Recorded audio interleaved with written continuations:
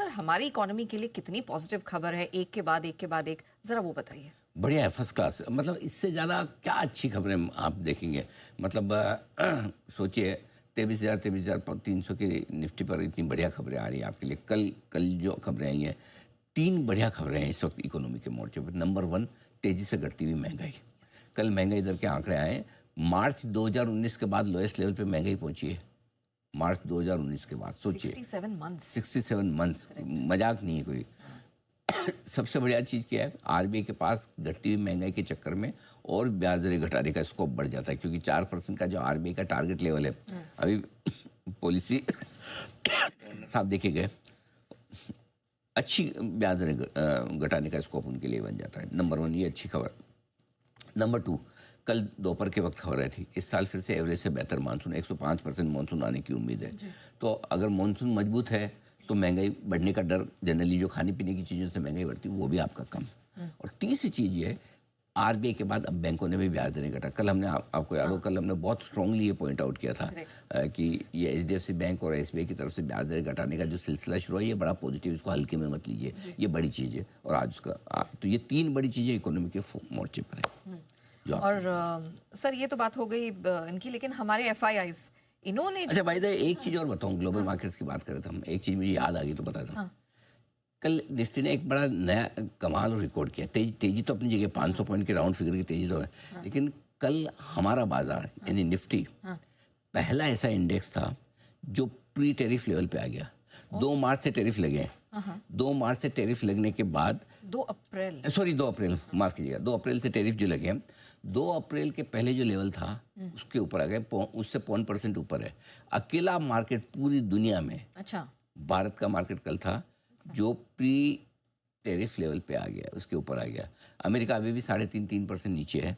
बाकी बाजार थोड़े बहुत कम ज़्यादा अपने अपने 2 से 5% की रेंज में ऊपर नीचे है। लेकिन भारत का बाजार, अब ये ताकत है भारत की, बिल्कुल, कि रिकवरी में हम सबसे आगे रहे हैं। उसके अपने कारण भी है जो हम आगे डिस्कस करेंगे, लेकिन ये रिकॉर्ड कल निफ्टी ने बनाया कि टैरिफ के बाद सबसे पहला ग्लोबल मार्केट है जो पॉजिटिव आया है।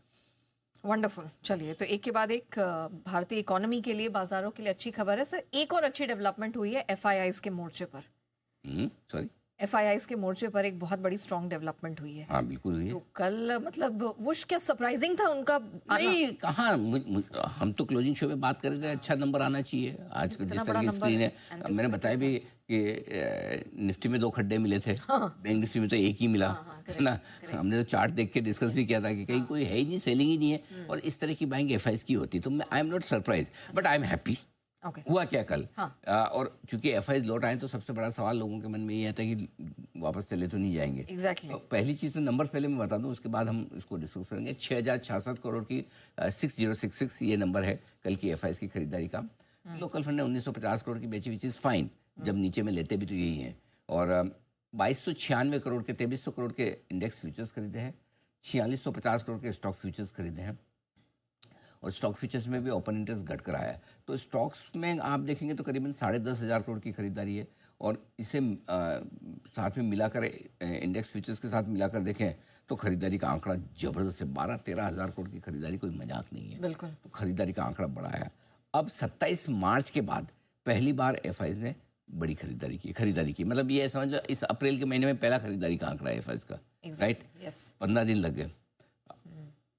अब सवाल ये कि ये रुकेंगे लौटेंगे, मतलब वही वाली बात है ना कि भाई घर आया मेरा परदेसी, या तुम तो ठहरे परदेसी, साथ क्या निभाओगे, वही डर है। उसके लिए कुछ चीज़ें हैं जो समझनी जरूरी है। जो अब तक की ये जो खरीदारी हुई है, पहले थोड़ी बहुत फ्यूचर्स में हुई, कल आपने सब तरफ देखा, ये मजबूरी वाली है, मजबूती वाली नहीं। कैसे? शॉर्ट काटने पड़ेंगे ना, माहौल ठीक हो रहा है, भाव नीचे हैं, आपको शॉर्ट्स भी काटने पड़ेंगे, थोड़ा बहुत लेना भी पड़ेगा। देखना है कि क्या थोड़े दिन तक आपका खरीदारी का मूड, 2-3 दिन तो कम से कम खरीदो। अब तक ये हुआ 1-2 दिन लेते हैं और उसके बाद रुक जाते हैं। तो इसलिए हम भी अब आसानी से भरोसा नहीं करते। तो वो पास्ट एक्सपीरियंस ये कहता है कि जल्दी से भरोसा मत कीजिए।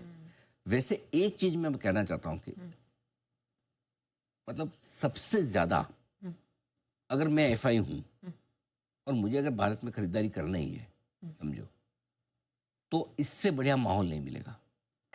उसके रीजन है, एक नहीं कई रीजन है क्यों इस वक्त एफआईआईज बाजार में वापस लौट सकते हैं। ये बहुत इंपॉर्टेंट, क्योंकि हमारे दिमाग में ये जो झटका लगा है ना 26,277 से जो नीचे हमने 21,750 देखा है, एक बात हमें समझ में आ गई कि हम वो मन में घर भी कर गया है कि हमारा सेंटिमेंट तभी सुधरेगा जब एफआईज लौटे। एफआईज बेचते रहेंगे तो हम नहीं बढ़ सकते, ये हमारे मन में बैठ गया वापस। ठीक है, ये दूर कब होगा? एफआईज की खरीदारी। एफआईज की खरीदारी कब लौटेगी? उसके पीछे बहुत बढ़िया कारण है और एक नहीं अनेक है। नंबर 1, इकोनॉमी के मोर्चे पर अच्छी खबरें आपके सामने आ रही है। ठीक है, महंगाई का आंकड़ा आपने देखा, ब्याज दरें घट रही है, मॉनसून शानदार आने वाला है। जिस वजह से एफआईज ने बेचना शुरू किया था, एक वैल्यूशन महंगे थे, लो अब तो वैल्यूशन भी सस्ते हो गए, भाव नीचे है, आपको 26,000 के नहीं 23,000 के भाव मिल रहे हैं। करेक्ट। टेरिफ वॉर का डर कम हुआ है, खत्म तो नहीं होगा, खत्म तो इतना जल्दी होता नहीं, इतनी बड़ी चीज़ है, कम हो गया। अच्छा, टेरिफ वॉर में एक चीज़ और है, भारत दूसरे देशों के मुकाबले में टेरिफ वॉर में कम नुकसान वाला है। सबसे कम नुकसान अगर किसी को है तो भारत को। हो सकता है हम थोड़ा ठीक ठाक काम कर जाए तो टेरिफ वॉर में हमारे लिए कुछ और अच्छा हो जाए, हम शायद कुछ और मैन्युफैक्चरिंग यहाँ कर पाएँ। चीन से दुश्मनी उनकी है, उसका फ़ायदा अगर हम थोड़ा बहुत ले पाएँ, हम पूरा तो नहीं ले सकते। चाइना +1 में भी हमने बहुत कोशिश की, हाँ उसका फ़ायदा हुआ हमें, शायद जितना चाहिए ना ले पाए लेकिन फिर भी काफ़ी कुछ तो लिया है।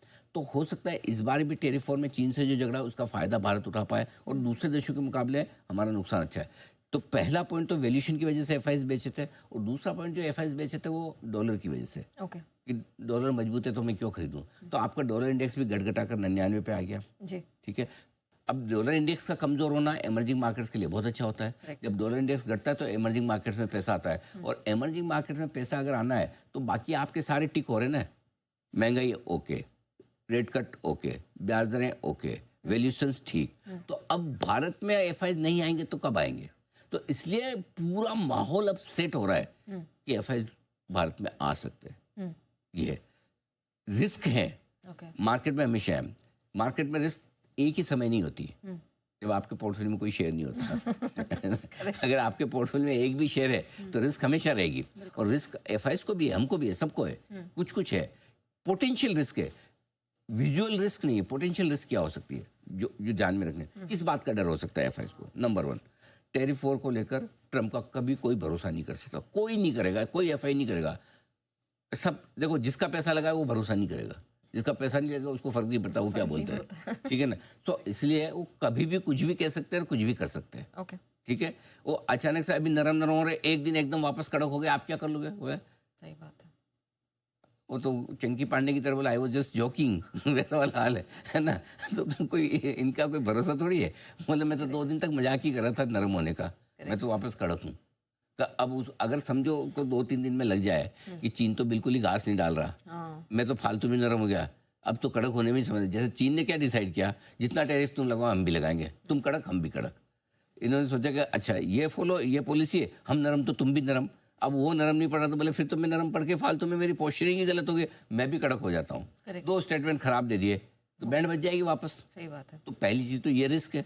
दूसरी रिस्क चीन की है कि चीन का रुख अभी तक साफ नहीं कि वो क्या करना चाहते हैं। तो चीन कड़क होता है, नरम होता है। समझो मान लो नेगेटिव साइड पे सोचना तो आप ये मान के चलो कड़क हो गया तो ठीक है। तीसरा, अमेरिका में रेसेशन का खतरा है, टला नहीं। करेक्ट। बाजार अपनी जगह, अमेरिका की रेसेशन अपनी जगह। अगर रेसेशन आता है तो सबसे बड़ी इकोनॉमी असर तो सब पे डालेगा, हम पे भी थोड़ा तो डालेगा। ठीक है, और हमारे लिए एकमात्र फैक्टर है जो अभी तक नेगेटिव से ज़्यादा ये कि क्वेश्चन मार्क वाला है, वो चौथी तिमाही के नतीजे। कि नतीजे इसी तिमाही से सुधरने शुरू हो जाएंगे या 1-2 तिमाही और इंतजार करना पड़ेगा।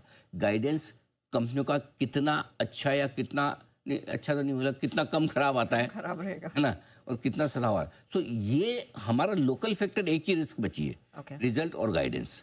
अगर ये तिमाही के रिजल्ट और गाइडेंस ठीक रहते हैं तब तो हम पार पा गए, फिर तो एफआई नहीं छोड़ के जाएंगे। अच्छा। 3 चीजें बाहर की वो किसी के हाथ में नहीं है, किसी एफआई के हाथ में नहीं है हमारा। ये एक चीज जो हमारे हाथ में कि हम अच्छा करते हैं या नहीं करते। अगर हमने ये अच्छा किया तो फिर ग्लोबल मार्केट खराब भी हो जाए, टेरिफ और बढ़ भी जाए, तब भी एफआईज का भरोसा भारत करेगा। ये आपके लिए बड़ी चीज है। ठीक है, चलिए सर, ग्लोबल और डोमेस्टिक पर्सपेक्टिव समझ लें, लेकिन आज